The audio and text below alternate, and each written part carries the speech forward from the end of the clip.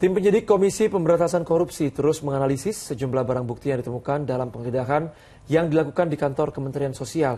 Penggeledahan ini, saudara, terkait dengan penanganan kasus dugaan korupsi penyaluran bantuan sosial berupa beras untuk program Keluarga Harapan periode tahun 2020-2021. Tim penyidik KPK menggeledah kantor Kementerian Sosial pada Selasa sore dan menemukan beberapa dokumen dan barang bukti terkait kasus dugaan korupsi penyaluran bantuan sosial berupa beras untuk program Keluarga Harapan periode tahun 2020-2021. Menurut juru bicara pemberitaan KPK, Ali Fikri, penggeledahan di Kementerian Sosial dilakukan dalam rangka mengumpulkan dan melengkapi alat bukti yang telah dimiliki. KPK baru akan mengumumkan secara resmi perkembangan penyidikan kasus ini setelah seluruh proses telah selesai dilakukan.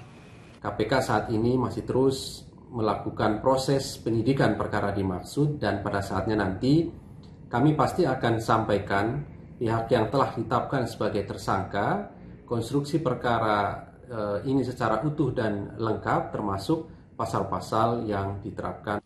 Sementara itu, Menteri Sosial Tri Risma hari ini membenarkan jika ada penggeledahan KPK di kantor Kementerian Sosial.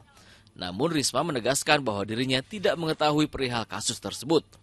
Ini kejadiannya tahun 2020. Nah, sehingga saya tidak mau, ternyata betul berita acaranya adalah masalah PGR dan itu tahun 2020. Jadi saya dilantik Pak Presiden itu 27 Desember 2020. Kejadiannya ini sekitar bulan September ya. Nah, jadi saya nggak tahu. Jadi kalau teman-teman tanya itu masalahnya gimana, saya nggak tahu. Hanya yang saya tahu ini aneh gitu loh. Waktu saya baca, kenapa yang duitnya di Dayasos, kenapa kemudian ada orang dari Lijamsos turun serta, itu saja yang saya heran.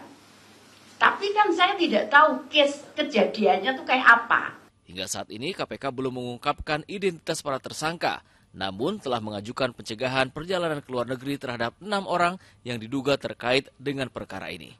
Muhammad Nur, Agi Kurnia Sandi, Eko Purwanto melaporkan dari Jakarta.